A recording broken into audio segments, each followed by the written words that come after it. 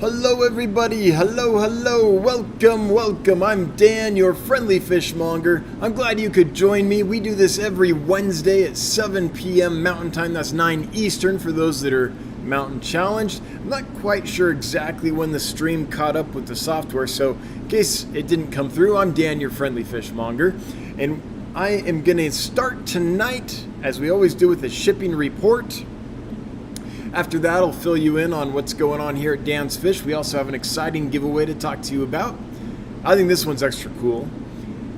A little mysterious and extra cool. I'll tell you about that in a moment. And then we'll get to our questions and to your questions and comments. If there's something you want to know about keeping fish, building fish rooms, setting up aquariums, shipping fish, anything about freshwater aquarium fish, I'm here to talk about it. So that's what we're going to geek out about today. Let's start with the shipping report. So, I just saw from Johnny that the shipping report is up to date for the year, and this is, we started calculating this February 1st of 2022. So we have, 6 more days, and it'll be a true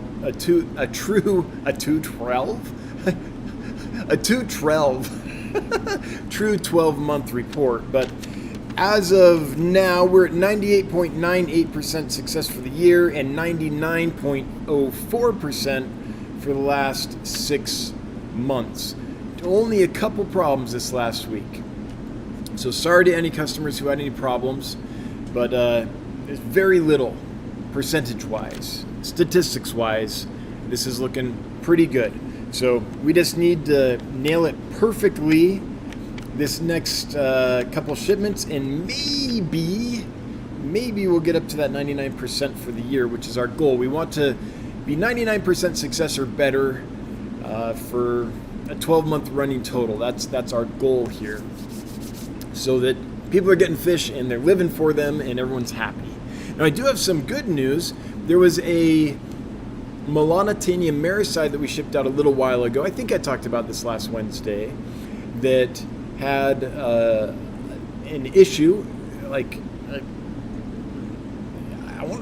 the customer described it as a hole in their side, kind of, like an indent in their side, up kind of by their gills, just behind the gills a little bit, and it's kind of weird. We were concerned about it. Don't know where that came from. I pulled that fish myself and checked them very carefully.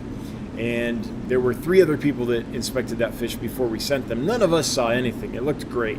By the time it got to the customer, it was clear from the picture they sent that, yeah, there's something there. But the good news is that it looks like it's healed up and the fish is doing fine. So I was worried that was going to be a big issue, and that was a portent of something really bad, but apparently everything's fine now. So glad to hear that. A little good news. Del Cantrell, I saw in the pre-chat that you have a couple hundred Kalitawa you're raising up. If that's true, and if you need them, you need to unload those at some point, I would happily buy a couple hundred of those from you. Hobbyist raised Kalitawa, that's what I'm talking about. That sounds great. Anywho's, that's the shipping report. Let's talk about the giveaway, and then I'll tell you about what's going on in my neck of the woods. So the giveaway for tonight, as some of you know, we brought in a shipment from the Democratic Republic of the Congo a few months back. One issue with that shipment is they don't label the bags. Another issue is sometimes there's a few contaminants in a bag. Sometimes it's not labeled and you're not sure what some of the fish in the bags are. And that's the case with today's giveaway. We have some African Tetras from the Congo. I'm sure that if these were sold at retail, that they would be quite pricey, at least some of them. But we don't know what they are for sure, so we aren't really comfortable selling them. I mean, what are we going to sell them as? Like assorted random wild Congo Tetras? Like that just doesn't work. So we're going to do a giveaway. I don't know what they are. They could be yellowtail Congo Tetras. Some of them are a new type of Congo Tetra called the green type 2 Congo Tetra. That's all I know. So that one might be Interruptus, like your common Congo Tetra, but it looks very different. It's from a different location, and they call them the green type 2. So different looking Congo Tetra, maybe? And then there's some odds and ends that we're not quite sure exactly what they are. So it's like a mystery box of Congo Tetra species. They could be Elastopetersi, is that what it is? They could be Phenacogrammus types. They could be they could be different types, but they're all tetras that'll get along well in a community aquarium. None of them are tank busters or anything like that. It's just I'm not sure the exact species or location on several of them, since they were mixed in with other bags as contaminants. So that's what it is. Will different types of Congo Tetras school together? Yes and no, like kind of, but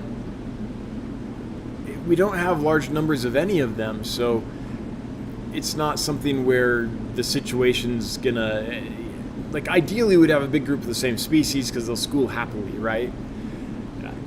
It's just not possible in this situation where there's onesies and twosies of different things, or a few of these and a couple of those. So that's what the giveaway is. So it's a bit of the roll of the dice, but for anyone who knows about the fish coming out of the Congo, unless they are your standard Congo Tetra that has been in the hobby forever and been available forever, those other types of Tetras are hard to get and they're often quite pricey. So I think this will be a fun giveaway, a bit of a mystery box. So if you would like to be entered to win some random mysterious Congo Tetras, then enter hashtag Congo Tetras in the chat, and that'll automatically enter you to win. That's hashtag CONGOTETRAS. No spaces, caps don't matter.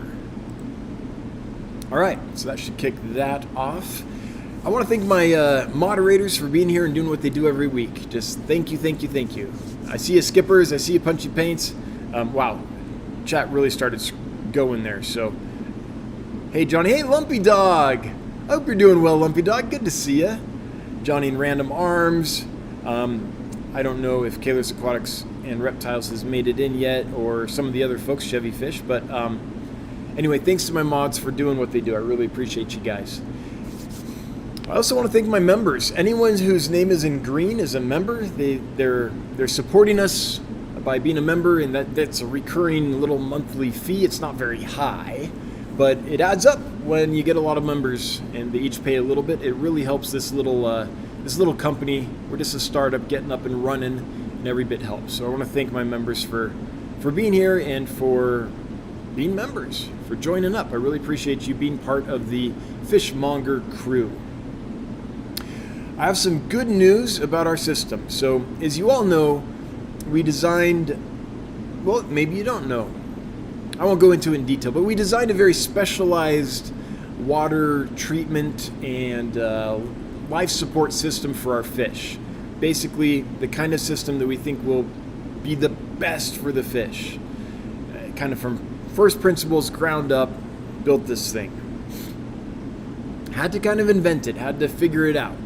People haven't done it this way before. One thing we didn't realize was how difficult it would be to stabilize water that's coming into our system that is heated up, because the cold water gets a lot of dissolved gas in it. You heat it up, that's released. Now the water's super saturated with gas, and you can give your fish embolisms or gas bubble disease. We call it the bends. So for a long time, we've been trying to figure out the best way to have a long-term solution to that. And we've been doing fine. The fish are healthy. We just haven't been able to run our system as optimally as we would like. We've had to kind of jimmy rig it, if you will, in order to make it work. Well, I'm happy to say that we've got new equipment in. It's taking care of the problem. We've been running it very carefully. You start with just like, let's start with an hour, see how it goes. Okay, it's working. Let's test dissolved oxygen levels, see what's going on. Are we super saturated, or are we healthy levels? and you gradually increase the time that you're running, and we're at the point now where we're running pretty well, and we have not seen any bad effects on the fish. In fact, the fish seem to be perking up and enjoying it.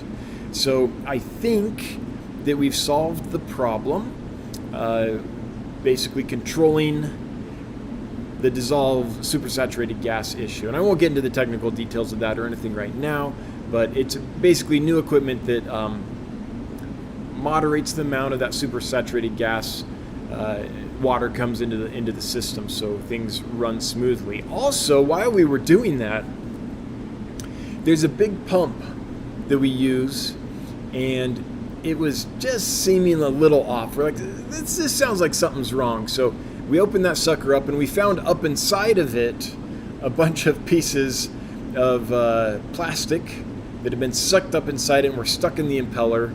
Got that all cleaned out. Everything's got it fired back up. It's purring like a kitten now. It's working half as hard and producing twice as much water. It's nice and quiet and doing really well. So we've made some improvements. We've done some maintenance, solved some issues, and knock on wood, I think we're good. I think we're up and running. So I'm happy to report that. It's been a long time coming. Long time of running suboptimally, and now we're able to run much more optimally, and it's great. So good news here on the water system front, and that's super important. That's what keeps the fish alive, right? That's there's an old saying in this hobby: you don't keep fish, you keep water. The fish just happen to live in the water, and if you look at the hobby that way, sometimes it can be helpful. Instead of, I've got this fish I want to keep, it's no, I'm going to create an environment. I'm going to put this water in this glass box and keep the water nice. And there happen to be fish in there, and as long as the water's nice, the fish are likely to do well. So that's kind of how we're approaching things. And yeah, happy to say it's paying off finally. Finally. Also, thank you to everyone that's ordering fish. Thank you to our customers. We really appreciate you. We're busier than ever, and that's a good thing. We need to be busier. We need to increase sales. Just the business side of things, we need to grow to make this sustainable. It's a business that scales really well, but with the unique system we've built and how we operate and everything we do, there's this tipping point that we have to grow to for the business to make sense, and we're well on our way. And that's because of all you folks. So thank you so much. We really, really appreciate our customers. All right. What else do we have to report? Oh, we have some more fish arriving next week. I'm very excited about it. I'm not going to go into the details until they're ready to sell. But we have more stuff coming in. Some of it's really exciting. So we're continuing to try to bring stuff in that not only stuff that people just like and want all the time, like celestial pearl danios, like a perennial seller like that. We want to keep that in stock, but also interesting stuff that people have been dreaming about and haven't been able to get their hands on yet, or that people have heard of, or is brand new to the hobby, that kind of thing. So there's a mix of that as well. So we're trying to have a balance of both those things, and I think people are going to like. When we do announce the new fish that are available, I think people are going to like them. There's going to be some neat stuff there. All right, I think I've teased enough with that. Let's get to questions and comments. That might be a record. I've only rambled for 14 minutes. That's it. And we're already at questions and comments. That's pretty good for this guy. I can I can monologue, let me tell you. All right, we're at 216 views. Thanks for being here, folks. Thanks for spending some of your Wednesday evening with us. If you wouldn't mind taking a moment to share this stream out to all your exes, we can get more people in here and make the discussion really lively. I'd appreciate it. Let's get some folks in here. Oh, there is one more announcement.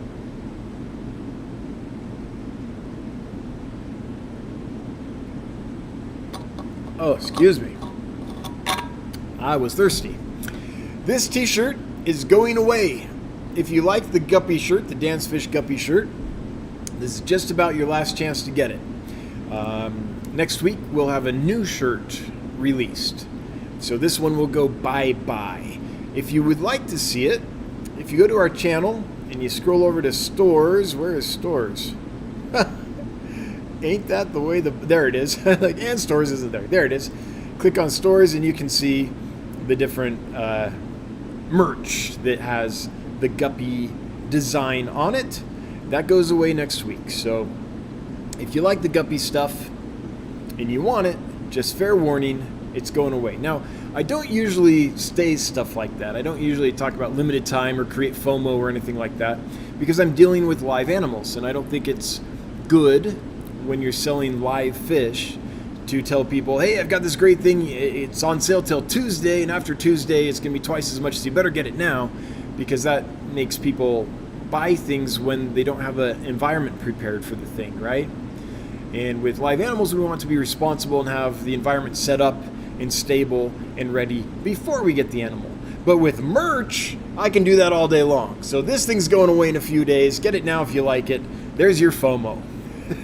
Alexander Engelhart, hello my friend. Good to hear from you. Hope you're doing well. Thanks for the amazing super chat. Speaking of shirts, one day I'm gonna do an Engelhart t-shirt with Alexander's permission. I've got a couple of ideas that I think could be fun. But anyway, we're still just trying to sell fish. We'll get to that later. So, thank you, Alexander. Good to hear from you. All right, I think we're open to questions and comments now. So I'm going to scroll up, and what I'm looking for those that might be new when I do that is these bright orange boxes. That's people that have put @DanceFish or #DanceFish or just DanceFish in their comment, and then it highlights for me. That's how I know you're talking to me. All this other stuff, it's like you're having a good time, you're talking among yourselves. When it highlights for me, that's what I look for. So the next one I can see is Spinster Sister. I loved your video on the Congo puffers. Can you sex them if we request a trio? No, we can't. We can guess. We can send you one that's larger and fatter, and those might be females, and we can send you some that are smaller and more slender, and those might be males, but there's no way we're going to guarantee sex on that fish. It's just, it would be too disappointing if we guaranteed a trio and then got it wrong. So we can't guarantee that. We can tell you we'll try our best, but literally what we're doing, if you say, I'd like a trio, 1 male, 2 females, we'll say we'll do our best, and what we'll do is we'll pick 1 smaller one and 2 of the bigger, kind of fatter, rounder ones, and be like, that's maybe 1 male and 2 females, but that's as precise as we're going to get with that. But I do have to tell you, they're in great health. They have fun personalities. I'm just proud to sell puffers that are fat and healthy. It just makes me feel good. Paul Soltero, as long as your mystery box is better than the one that was auctioned off at the Triple Crown, I'm in.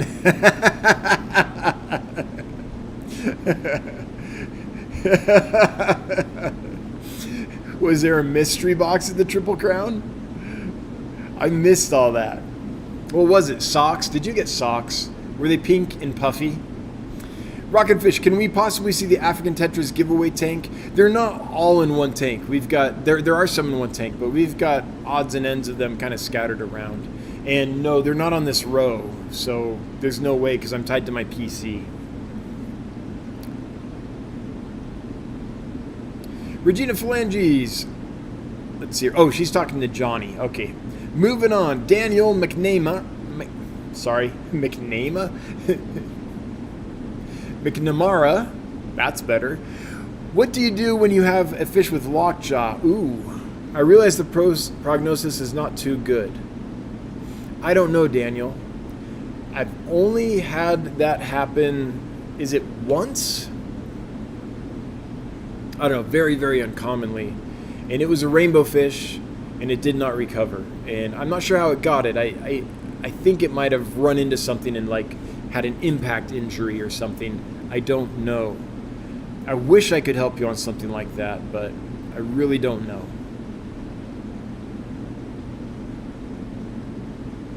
Aletian, yes.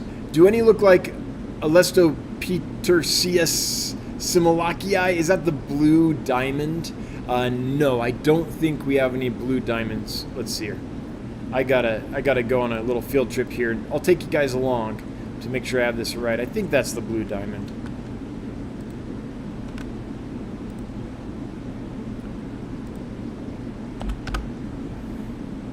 Yeah, that's the blue diamond, African Tetra. And we have had that one in the past. And I do hope to have some in really soon. But, oh, they are pretty, aren't they? Yeah, I like that fish a lot. I like every fish a lot. I say that all the time. But nope, none of them are those. I don't think we got any of those in on the Congo shipment. Whoa, chat just did a weird thing. Okay, there we go. Full metal. What are your water parameters at your place? So currently our parameters are hard and alkaline. Very hard and alkaline. Yep. In the previous location, our water was very soft, like hard to measure the hardness. So done both, and the fish honestly are doing well in both. I would discourage people from worrying about parameters too much if you're talking about hardness and pH and all that. I would discourage folks from trying to make the parameters perfect. I would say make them steady and stable, and that's the most important. We have fish breed all the time that should not be breeding in hard alkaline water, and they do, and the eggs are fine and they don't have a problem. We also had fish doing great and breeding that should be in hard water in our soft water. That's a little harder. It's easier to keep soft water fish in hard water than vice versa. But yeah, hard and alkaline is what we got. But for anyone listening, some people know their parameters really well. They have the lab. They know how to alter things in a stable way. That's fine if you want to do that. But for your average Joe aquarist, I would say don't chase parameters. Robert Whitaker asking a parameter question. My tap water is KH. KH is 1 DKH. Okay, do you have any general recommendations? So that's about where mine was. No, mine was a little harder. It was 1 degree German hardness calcium carbonate. So we're talking about, it was 1 to 2. So you're talking about 12 to 20 parts per million. So very soft. I would say it just depends on the fish you want. If there are a lot of fish that really like soft water, so that's probably not an issue. If you want to keep African cichlids, then maybe add in some crushed coral or oregonite or something like that. But I'm really not a guy that messes with the water. What I tend to do is find fish that do well in my water as opposed to change my water to be fine for the fish. And the reason is when you change your water to be fine for the fish, you end up with instability. That water has artificially been changed to be fine for the fish, and it's going to want to shift back to its natural state. And if you don't have things stabilized perfectly when you alter water chemistry, it's going to swing back on you. So, classic case. I know you're having the soft water issue, but here's a classic case. Classic case is I've got hard alkaline water. I read in a magazine or on the internet or something that the fish I'm getting needs soft acidic water. So what do? You go buy some acid, pH down or something like that. You put it in your water, you measure the pH, it's now down a lot. Yes, you fixed the problem, right? You come back a few hours later, you measure the pH again, it's right back where it was because all that acid got neutralized by all the buffering capacity in the water, and it swung back up. So you get these swings, these parameter swings, where my water's naturally here. I'm gonna move it here, because that's what the fish want. Great, I moved it there. Unbeknownst to us, it's gonna go back here. Man, what's going on? I thought I changed it. I'm gonna change it again. That's what the fish wants, right? Change it back. A little while later, it's back down. You get this yo-yo going on, this instability that stresses the fish out much more than if it was just here all the time, even though that's not what the magazines and the internet say is ideal for that fish. And you just leave it there and the fish will become accustomed to it. So that's my thoughts on that. And Robert, my recommendations, if you have nice soft water like that, is get species that like nice soft water. There's a lot of people that would love to have that water, that dream of breeding certain like black water fish, and you've got the water they're trying really hard to make. So I'd say love your water. Whatever your water is, love your water. Now there's some edge cases, of course, where you've got ammonia naturally in your water. That ain't no good. Or really high phosphates or really high iron or something like that. And I get that there's edge cases, but in general, just keep it stable is, I think, best. Okay, I'm scrolling because chat jumped-it. Okay, where are we? There we go. Orange Cones, you said you can monologue with the best. Just a hint, if you ever get stopped by a cop, remember, you have the right to remain silent.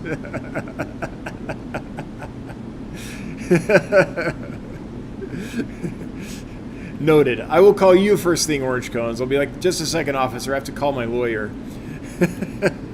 Linda J. Speaking of a bucket list fish, what is a tetra you recommend to go safely with Manakapuru angels? Most tetras that are deep-bodied, I think, would be great for that. I think African moon tetras would probably be really good. Here's one that we have at our store that I think would be great. I just have to here they are. So these African moon tetras have a nice deep body. They're big enough that the angelfish is not going to be able to eat them. The problem with angelfish and tetras is some tetras are pretty slender, like a rummy nose tetra, right? That's kind of a long, slender fish. A full-grown angel can slurp down a full-grown rummy nose. So you want deep-bodied tetras. So that's just one example. Just for funsies, let's take a quick peek here. I think these would probably be good, the giant spotted emperor tetras. They're big enough that they're not going to get swallowed. Diamond tetras have a good body shape for angelfish. Colombian red blue tetras have a good body shape, that kind of deep body. I think these would be good. The black line tetras, deeper bodied fish. Anyway, you get the point, right? Versus something like this, which is a very long, slim kerosene. You wouldn't want to mix that in. Or versus, definitely not that, long and slim, right? That's just a snack waiting to happen. Rummy nose, long and slim. So that's what I'd say, just get a deep-bodied one.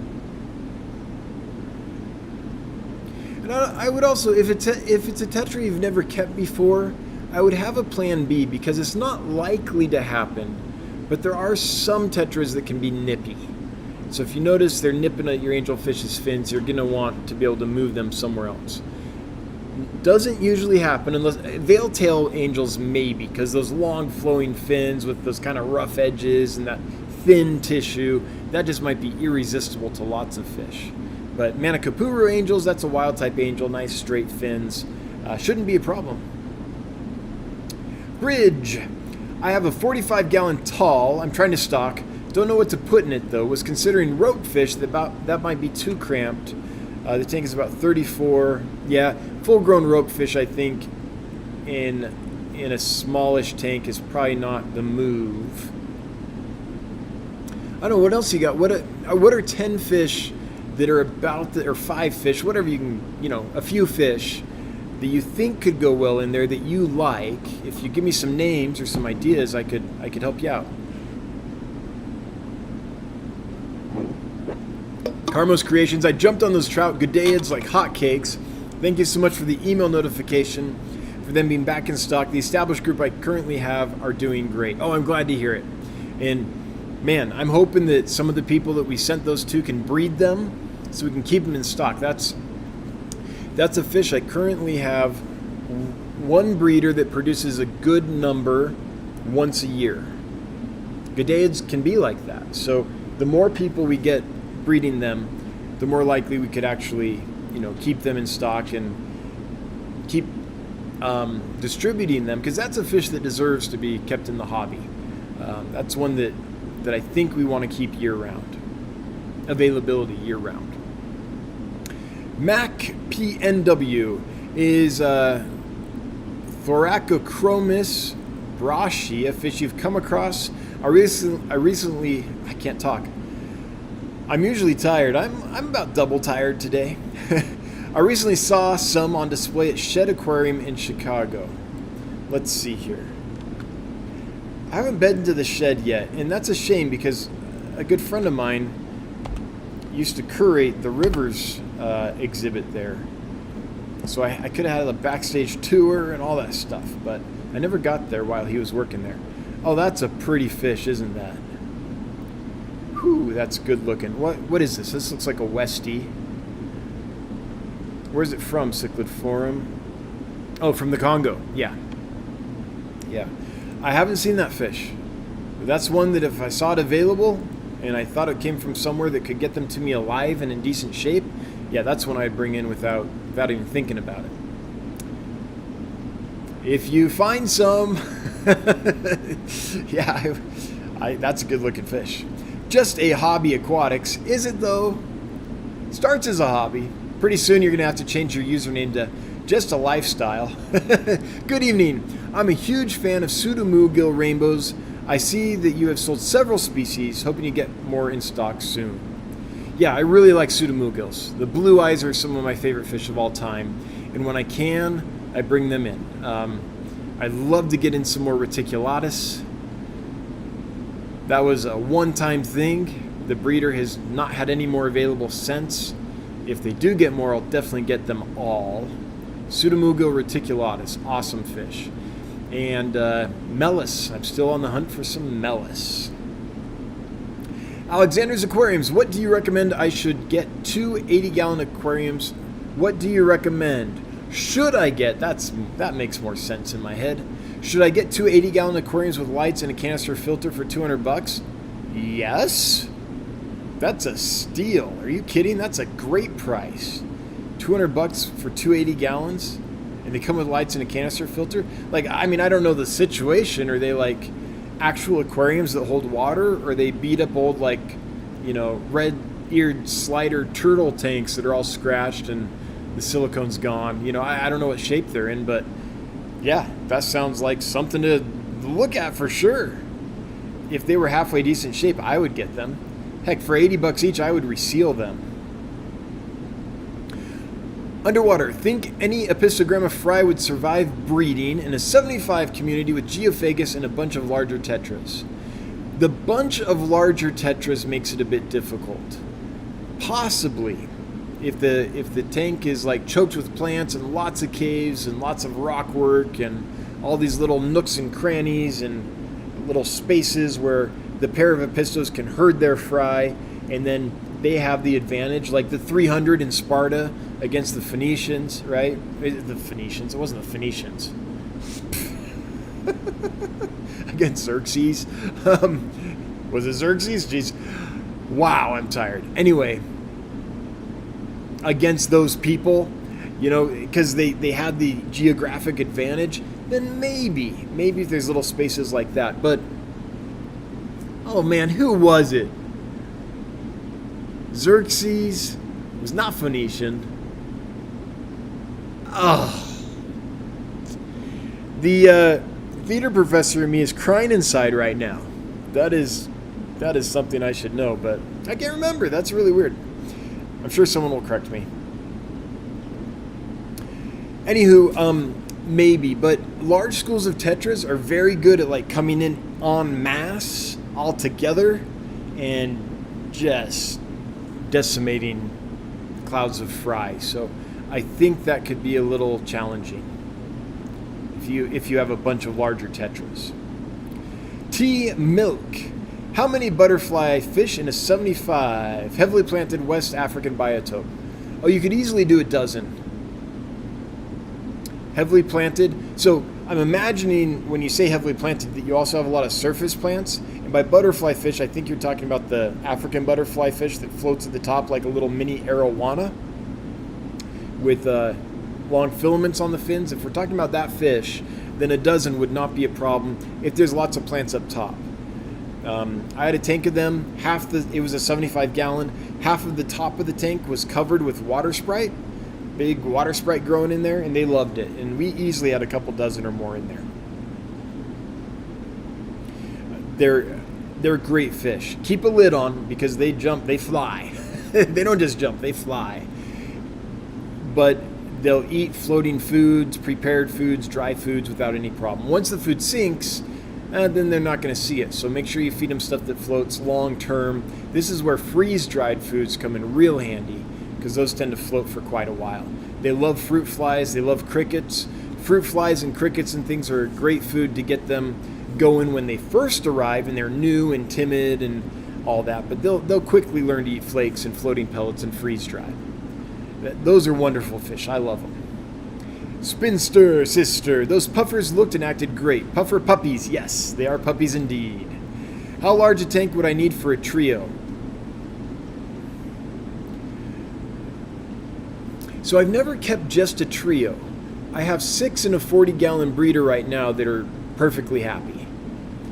And I think I could probably keep them in there long term. But I do a lot of water changes, so the water's clean, but they're fine in the 40-gallon.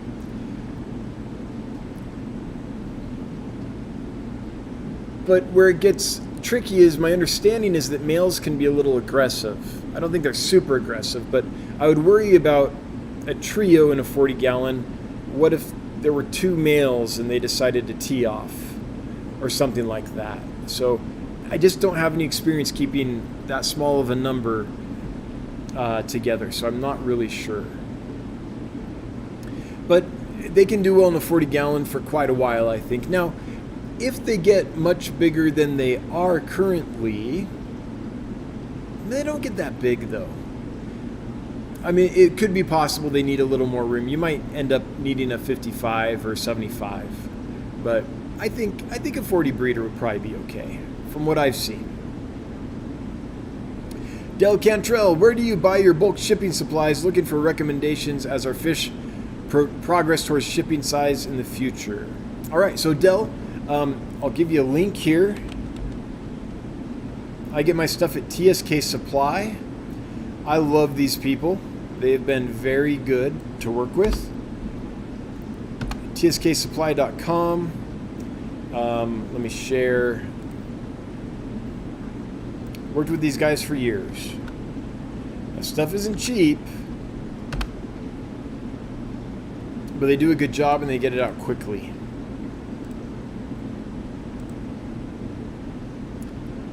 Mitchell Broom, I'm assuming the Ansorgia are wild caught. Yes, they came in from the Congo.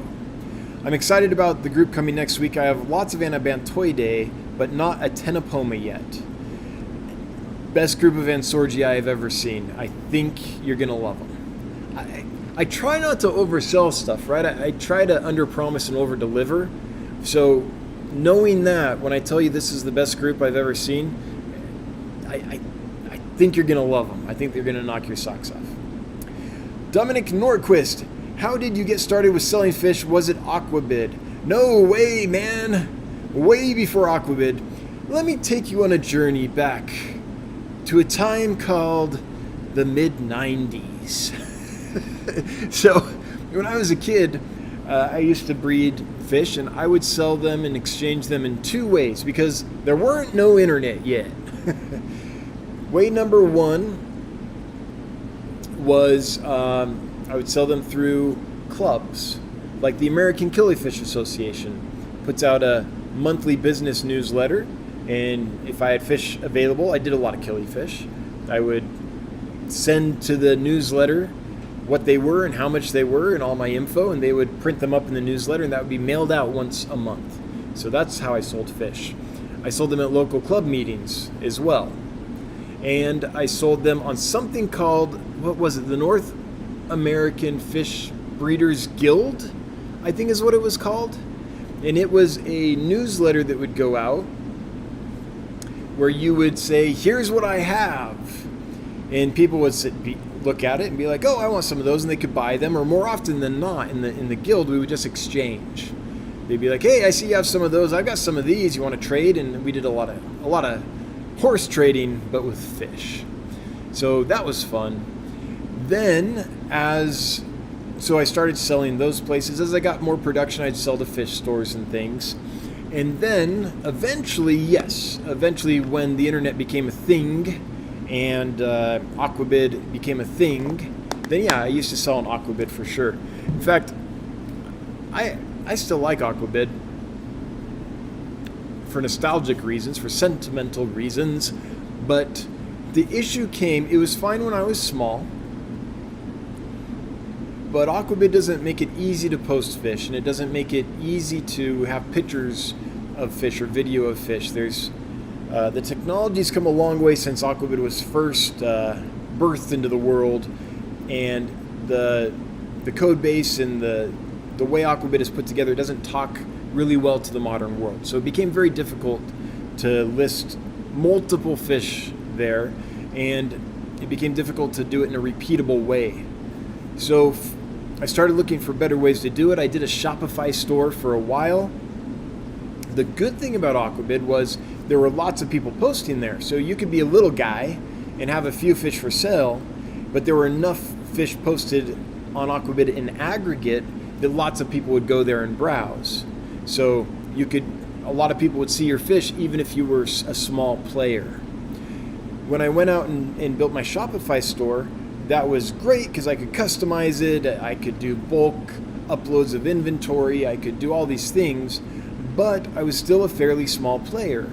And it was hard to have enough stock, I wasn't big enough to have enough things that were of interest to enough people to have a real thriving store, a thriving business at Shopify. I get a few people, and that was great, but I didn't have enough items that enough people wanted for them to come regularly. So that didn't work so well.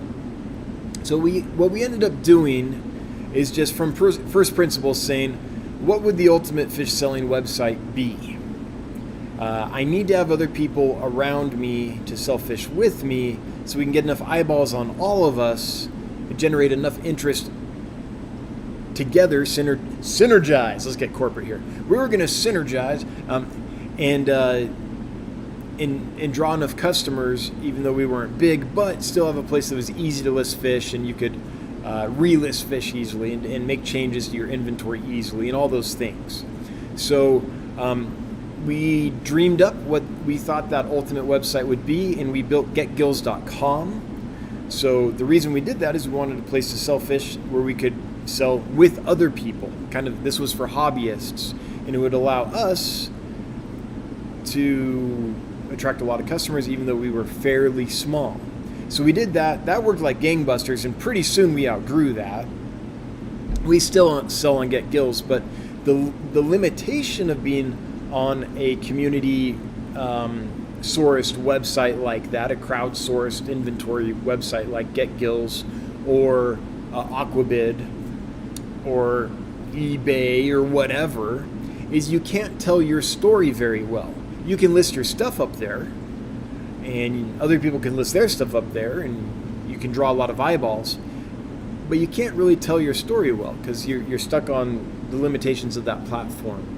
So we grew to the point where it became vital that we tell our story, who we are, what we're doing, how we're doing it, why we're doing it this way, all those things that make our business distinct.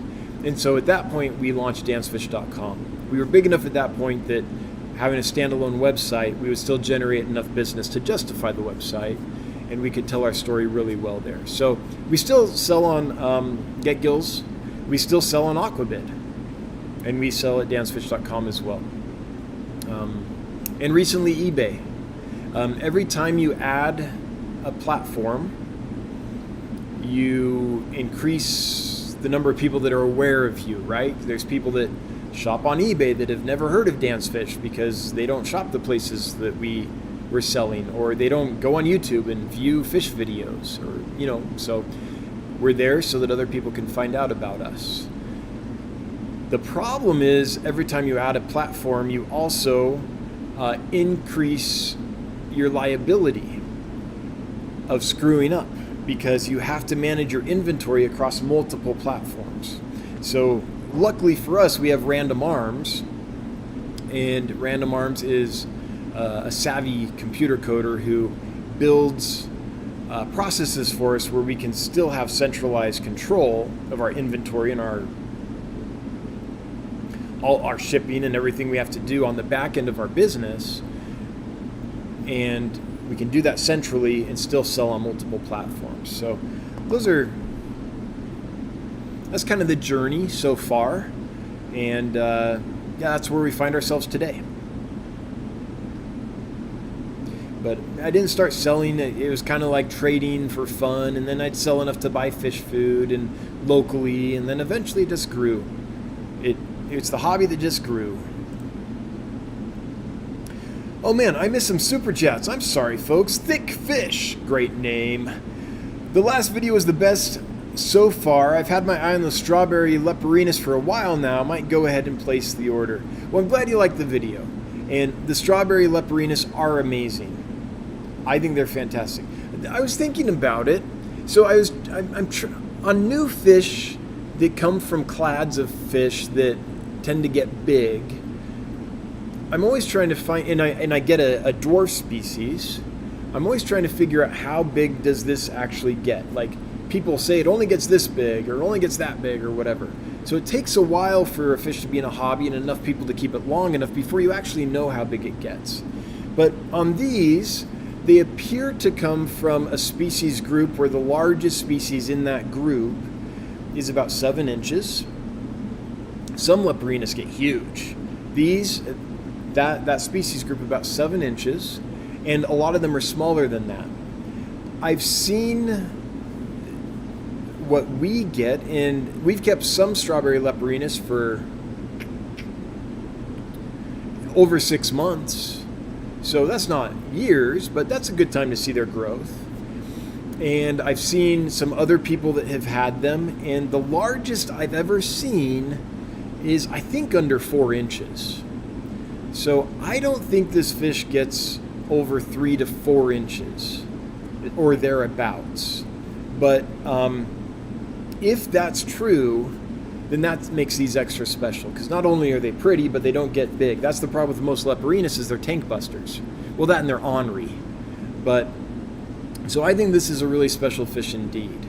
But even if it did get as big as the biggest leperinus in that species group at 7 inches, that's still pretty small for a leperinus. That's manageable for most people. So I think they're an awesome fish.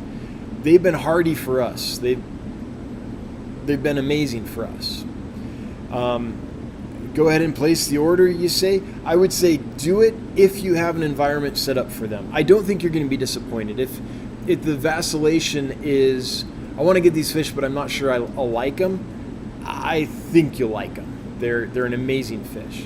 But if the vacillation is, I want to get them, but I don't have the right environment set up and stabilized for them yet, then definitely don't get them. Wait until you have that environment set up and stabilized. That's just best for the fish.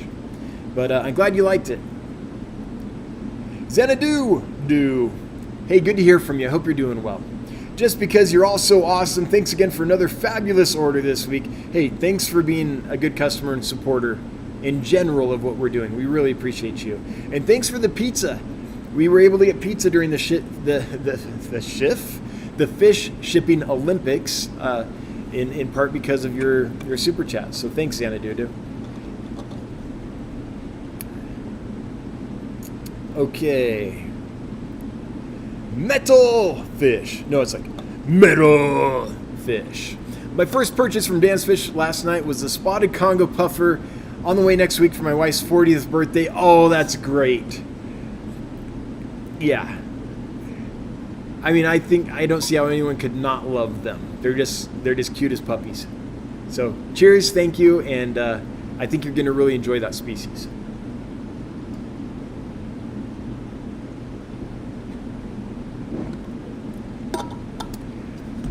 Mikey M says, did you get any killies from the Democratic Republic of the Congo? I visited our local killie club meeting 6 hours ago, came home with a reverse trio of Cranichthes. Is that right? Bailey? Oh, yes, I know that fish. I have a funny story about that fish. So, once upon a time, I was fish sitting. I was a kid, okay? In my defense, I was a kid. I was fish sitting for an aquarist who had some fish of that ilk, highly endangered, hard to get, kind of grandfathered in, can't get them again because of legal issues, right? And I knew that they were a native fish of the United States, and I was just new into fish, didn't know what I was doing. I thought they looked kind of lonely. So I went down to the local pond, and I caught some native fish there, and I put them in the tank so they would have some friends. Just little things, right? So that those fish of that ilk could have some friends. A couple months later, I get a call from this fish keeper for whom I was fish sitting, and they said, "Why did you put bass in with my fish of that ilk?" And I was like, "Oh, what?" He's like, "I was watching my fish of that ilk the other day, or earlier today is what it was. And suddenly, so half the tank was choked with Java moss, right? And I'm watching them, because I'm like, why aren't there as many as before? So I'm watching them trying to figure out, are they sick? What's going on? And as I'm watching them, suddenly out of the Java moss darts this bass, grabs one of them, and darts back into the Java moss. Where did that bass come from? And I was like, well, I don't know. I just put some little fish friends in there for them to play with. Well, those little fish friends, apparently, at least one of them was a bass and had grown and was now eating the fish of that ilk. So I know and love that fish. I'm glad you've got them. I don't think we can keep them here, but I'm glad you've got some. Please keep them going. If you can breed and raise those and distribute those.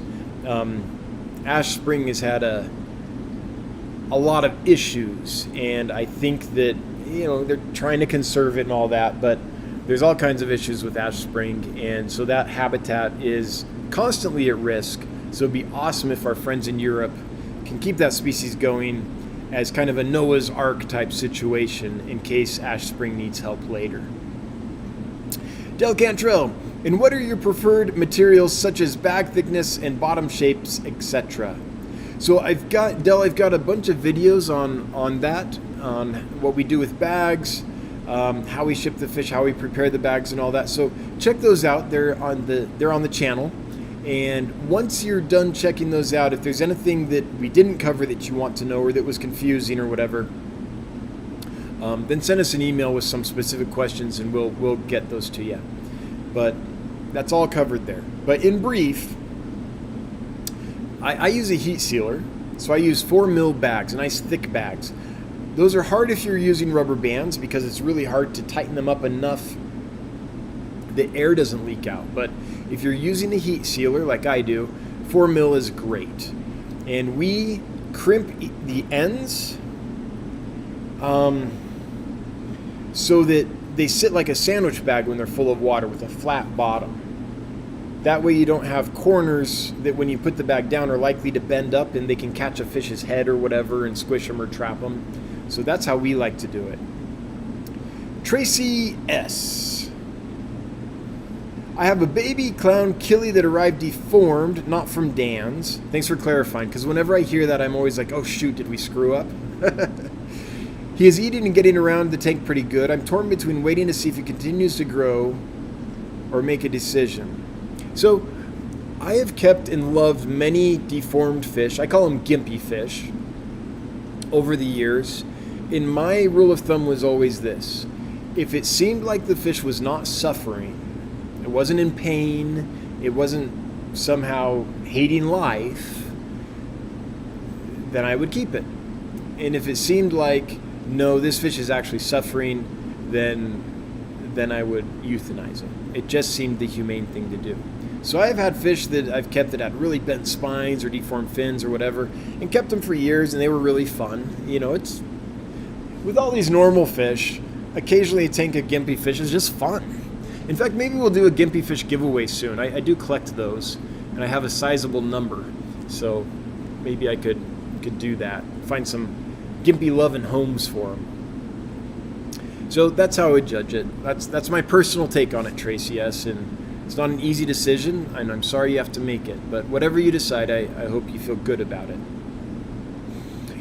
Leo209 Aquatics, thanks for being a member. Really appreciate it. Care and breeding guide for black corridors. I've never propagated that fish. I'm sure they've spawned for me, but I've never pulled the eggs and raised them and stuff. But much like an Aeneas, I don't think they're much harder than a Corridor's Aeneas. So that's what I would say. Trigger like a standard Cory. Feed a ton of food, lots of food, and then when you get a drop in barometric pressure, do a big water change, and that's what I would do. In fact, I made a little short video today. Our corridors were spawning, not the black Venezuelans, but another species.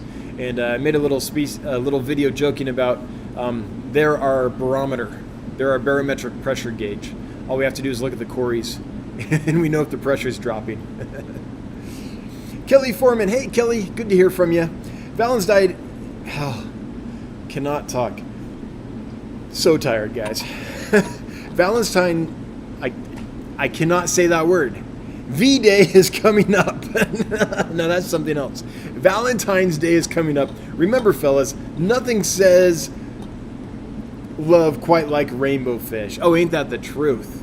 Or puffers. I think that's a good one too.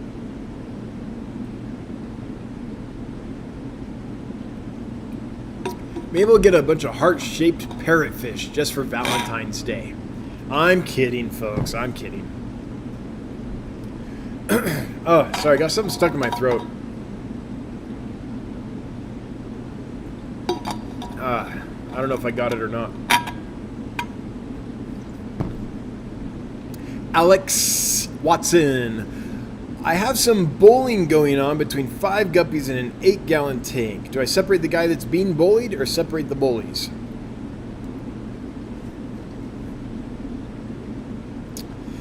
Normally I'd say get more guppies, but it's an 8-gallon tank. That I don't know how you maintain it, but that might be your limit. So let's assume that you're not going to get more guppies.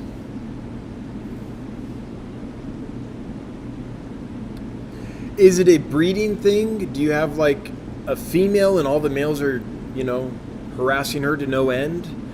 In that case, I would definitely separate them. Or is it do I separate the guy that's being bullied or separate the bullies? So it sounds like you have more than one person, more than one fish doing the bullying, and only one fish suffering from the bullying. So I would move the one fish, I think, and see if the others calm down and are fine among themselves. If you do move that one fish, you might find that someone else becomes the one that gets bullied, right? So it's this hierarchy thing where if you remove the fish that's getting bullied, someone else becomes the fish that's getting bullied. There's always someone that's the lowest on the social hierarchy, right? But the same thing happens at the top. If you remove the top fish that's doing the bullying, someone else rises in hierarchy and will then start bullying the other fish. So generally what I like to do is just add more fish. Excuse me. Ah, man. I didn't even eat like any hot peppers for dinner or anything. I was a good boy.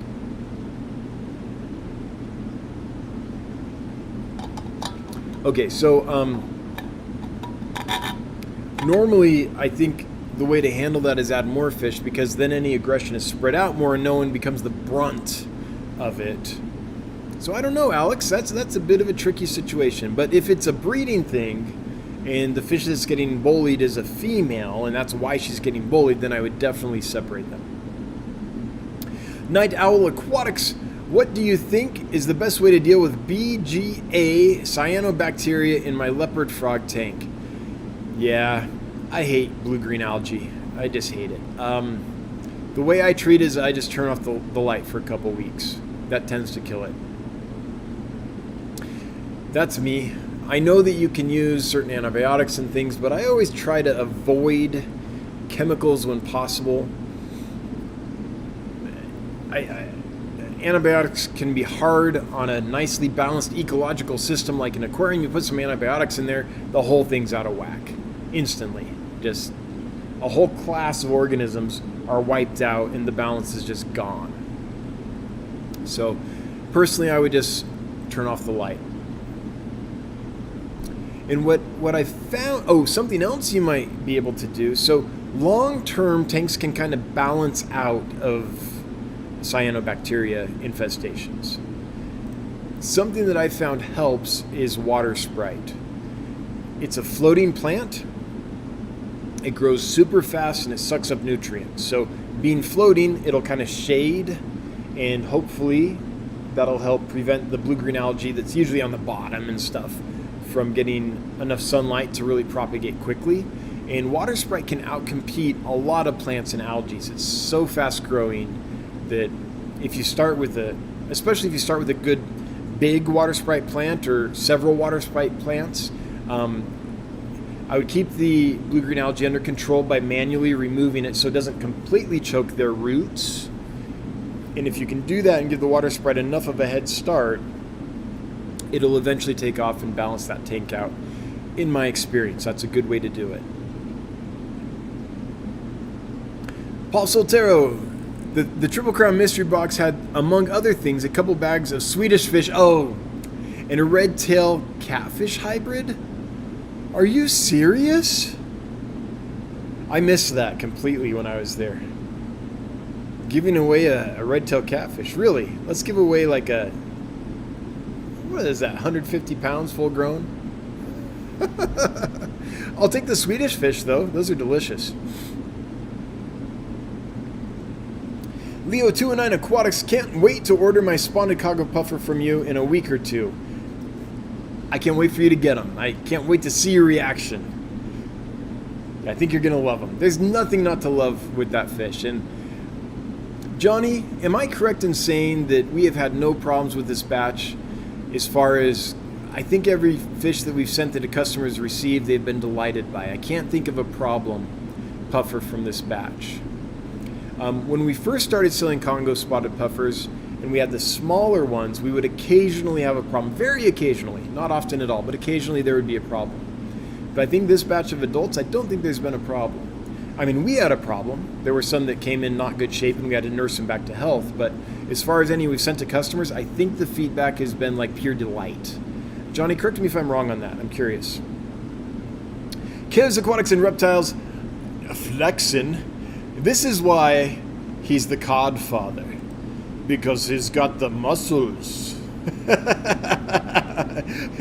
Thanks, Bob. Appreciate the support very much, and I hope you're doing really well.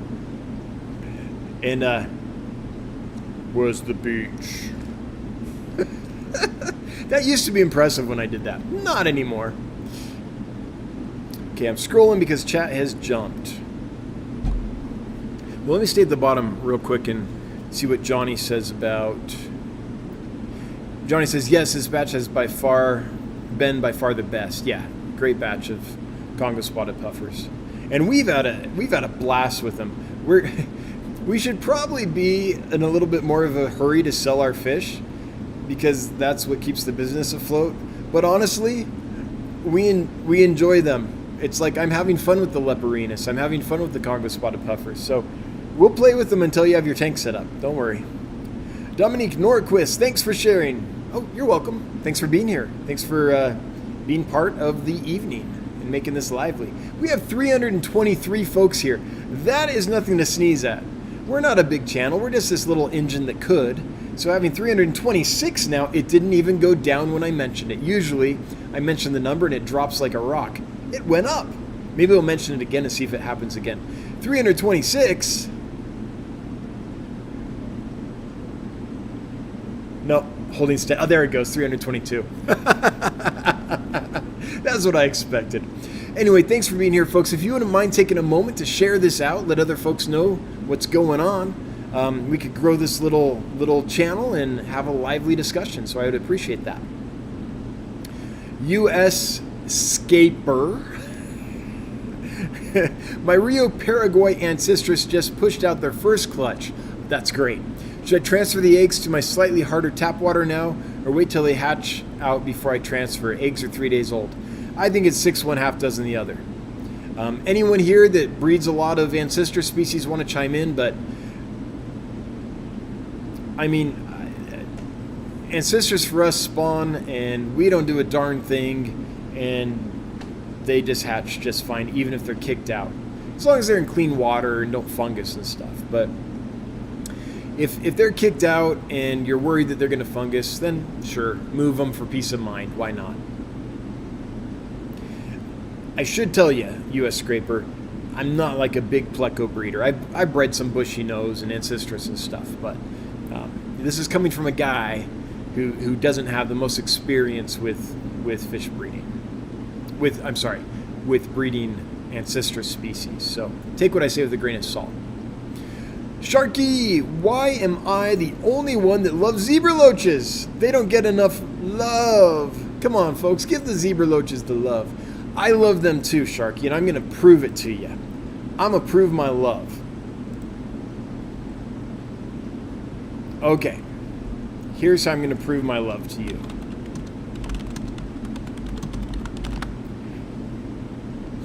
Here you go. 4 years ago, I made a video about how great zebra loaches are and how I think that they're a better option for most people than clown loaches. So I feel the love too. I'm with you. I like them a lot. The reason I like them is you get all the fun of a clown loach, the funky behavior, the clowning around, the like laying on their side in odd positions, all that. But in a fish that only gets about that big, maybe less even, and still has neat striping pattern and color on it, right? It's not the same color as a clown loach by any means, but it's got a nice pleasing pattern on it. They're fun to look at. So you get all the benefits, I think, of a clown loach, but in a manageable size package. And they're not a super aggressive fish or anything like that. Like, you know, some loaches can be too aggressive, and they're not going to fade to brown as they grow. So I like them too, Sharky. I'm with you. Plants and Aquariums. Do you know if you will be able to get some, what is that, Octozona? Oh! Okay, I'm going to try to say this. Serpenticobitis octozona serpent loaches back in stock. I think I've only been able to find those twice. This is the fish we're talking about, folks. It's pretty cool. I found this fish twice. I would love to get more in. And if I see them again, I certainly will get more in. But they're hard to find. Actually, they might be more common, but the suppliers don't name the stuff really well. So you're guessing.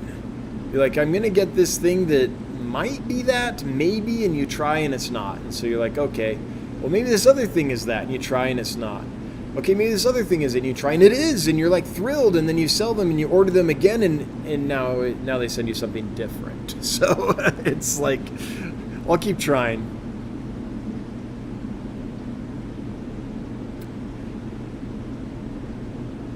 Okay, scroll in here, and the next one I see is Night Owl Aquatics. What do you think best way to get rid of, I think that was the cyanobacteria question. Chris is laughing at me. Chris, what did I do? What did I do?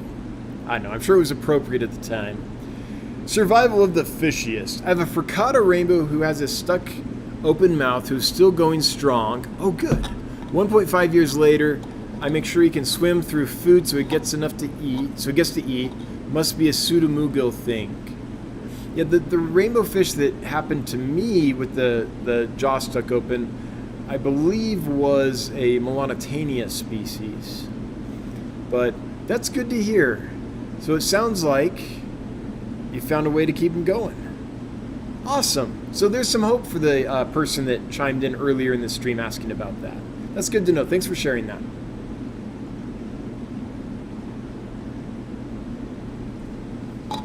Hey, Big Steen. Good to see you, my friend. Hope you're doing well. Well, hope your leg's healing up, man.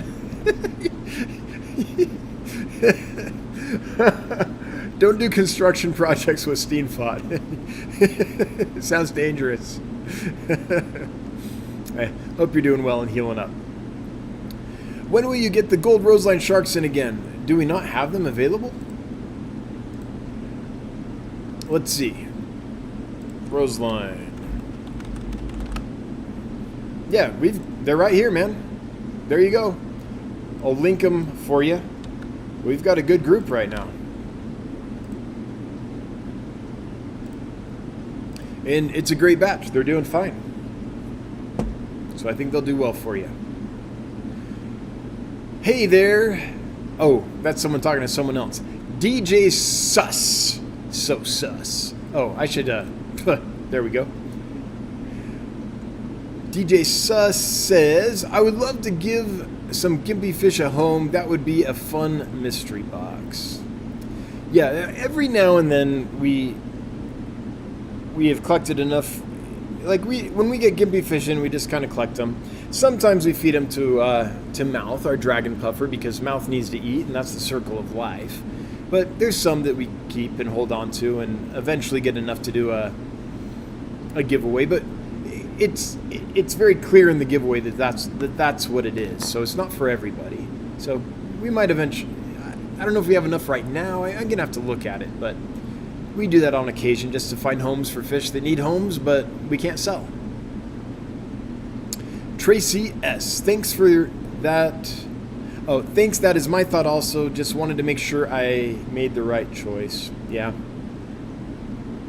Yeah, it's never fun when you're in those situations and you're the responsible owner, right? And sometimes you have to make tough choices. I get that.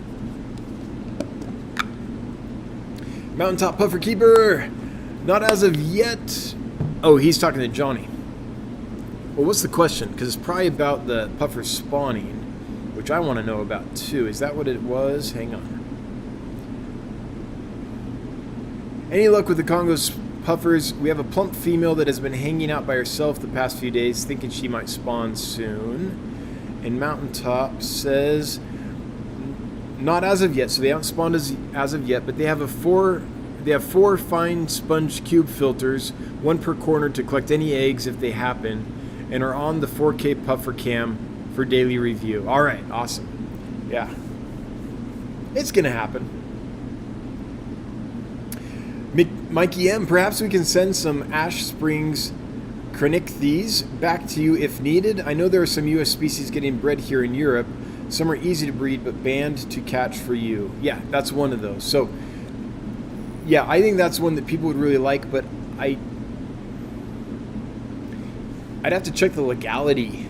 I think that they're, at this point, probably highly illegal to catch. But I know my fish and game folks. I could check into that. Now, I think they're still in Ash Springs. There's been a lot of conservation efforts, and I think that fish probably is still in Ash Springs, but it's been on the brink a few times. That habitat's been on the brink a few times. There's been like bass and other stuff introduced, which is a problem, as we know from my story before. And so it's a habitat on the edge constantly, so I'm glad you have them. Mountaintop Puffer Keeper. Oh, that's to Johnny. I'm going to move on then. Daniel McName, why can I not say that the first time? Daniel McNamara. Try tagging Dancefish with your question to Gordon Gal. Yeah, that's how I'll get it, Gordon Gal. Let's see here. But I'll scroll up and look for it here. I have a pair of Rhodesia altipina. Do you know anything about those? There's not much online. Okay, let's take a quick field trip and show everybody what we're talking about.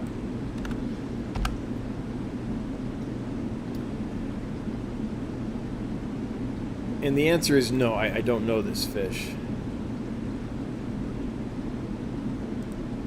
Ooh, look at that guy. It's not one I've ever kept, so I'm sorry, I don't have any information for you. Neat fish, though. Neat looking fish.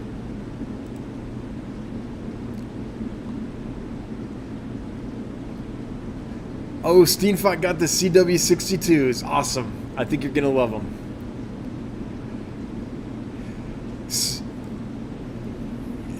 So, Sniffin, I've decided I can no longer say your username because I did Urban Dictionary you after last live stream because I was like, I bet that's something on the edge. And I don't know where you're from, and if that means the same thing where you're from as it means where I'm at, but yeah, I can't. We're a family-friendly channel, sorry.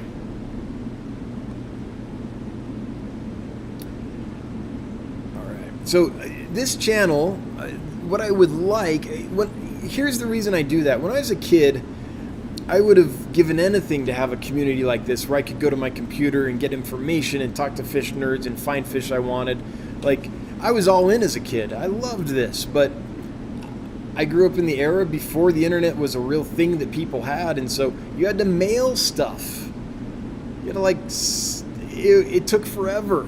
So I can just imagine me now at that age, how cool this would have been for me. So I want anyone, even if they're a kid, to be able to come to this channel and learn and have access to the resource without their parents being concerned that they're doing that, right? I would hate for someone who was, I don't know, a 13-year-old like me when I first started,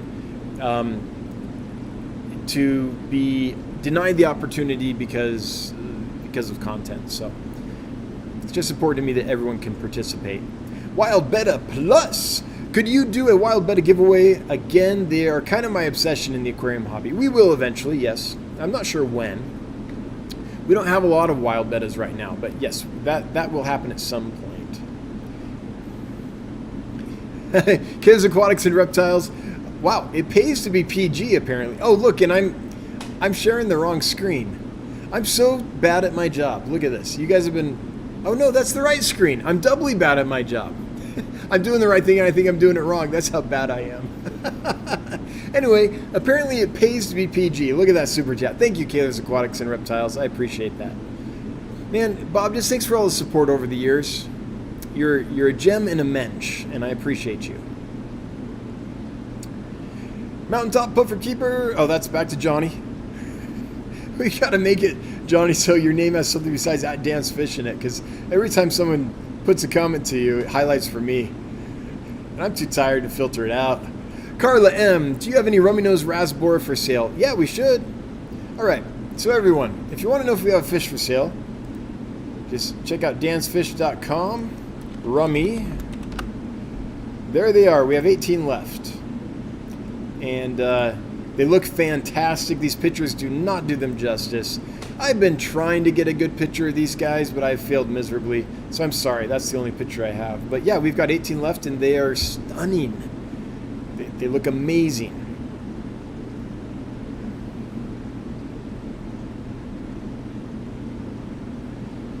Derek W. Do all ancestors plecos breed similarly? I have a group of L183 starlight bushy nose, wondering if they need special conditions to breed.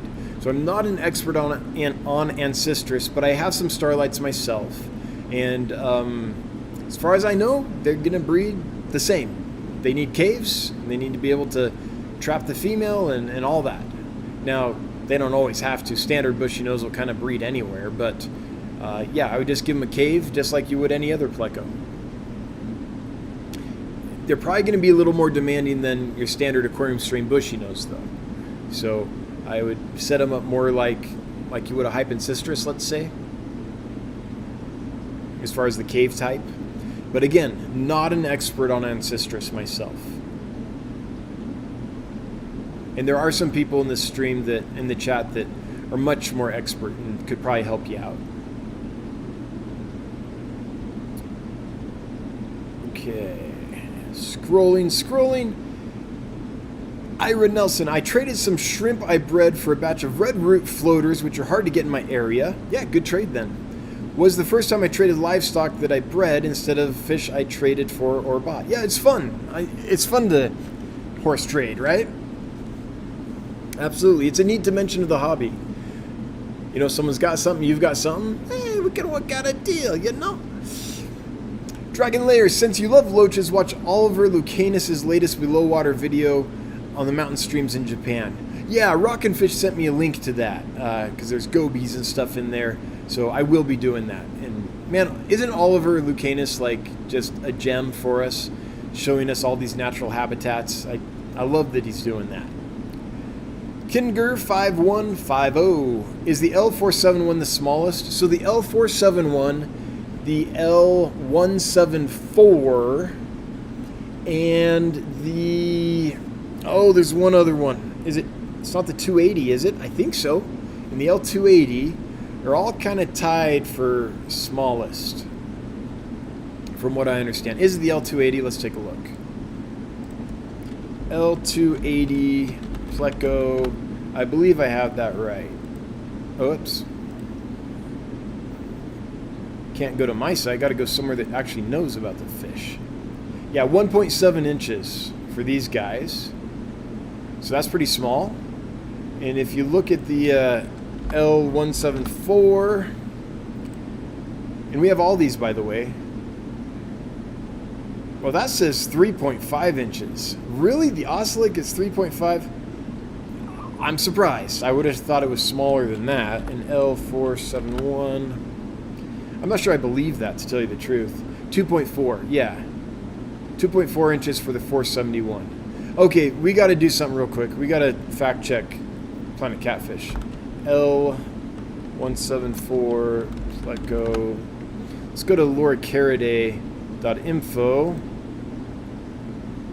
See what they have to say about it. We have a nice group of these. These are awesome. I really love the ocelots. Max size 3 inches.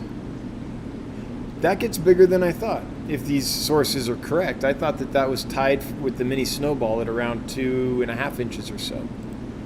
Does anyone here know? Am I totally off base? But yeah, the 280 really small, the 471 really small, and I thought the 174 was really small as well. I mean, 3 inches isn't big, but I thought it was smaller than that. Let's see here. It's probably time. No, we'll do the giveaway, and yeah, we'll do the giveaway. Let's do that. So this is for a pretty cool giveaway. It's for a group of Congo tetras, none of which are very common.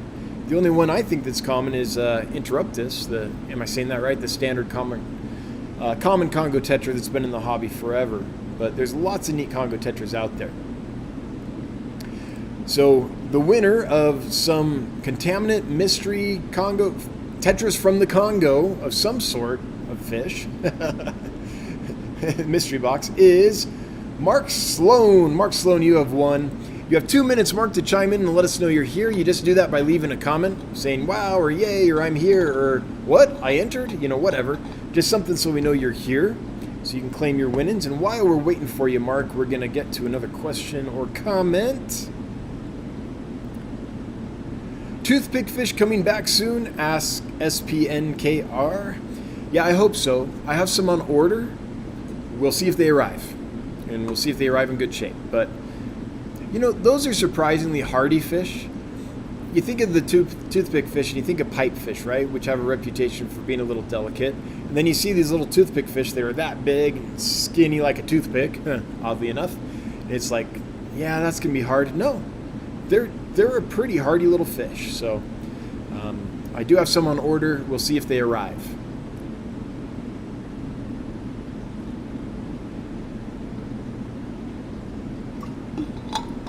Carla is asking, at Dance Fish, are they sexually dimorphic? Carla M., what are we asking about? I'm not sure which fish we're asking about sexing there. All right, it looks like, yep, Mark Sloan is here. Awesome. So, Mark, please send your first name and last name and your mailing address to us via email, hello@dancefish.com. That's HELLO@dancefish.com. First name, last name, and your mailing address, and we'll get a shipping date set up with you to send you those tetras. And we ask that you do that within 24 hours. The official rules, if you ever read them under the video, are that you have 24 hours to do that. So just want to remind folks to not dilly-dally. Every now and then someone takes a while, and I remember I should probably bring that up. So congratulations. Thanks for being here. Thanks for participating. Appreciate it. We've got time for We can do, let's see here. Winter email. Okay, there's got to be some from above that. No, I think we pretty much caught up. Rosie, I have to ask, how are the clown killifish? We have a few that are actually doing okay. So we might be able to send some. Oh, Carla M. asking about the Sabora resplendens. Yeah, that's the rummy nose rasbora. It's highly sexually dimorphic. Yeah, once they're mature, it's very easy to tell males and females. Is Brenda going to sing tonight? Why, yes. Brenda's going to be singing Memory from the musical Cats. A classic, and she does it so well. I like that song. I love it when she sings that song.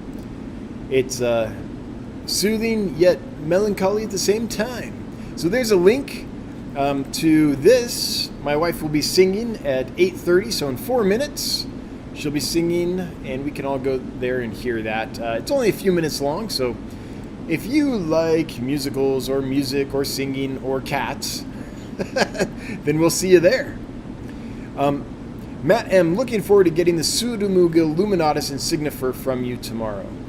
All right, yeah, the luminatus look great. I think you're going to like them. And I hope everyone arrives in good shape. For sure, let us know.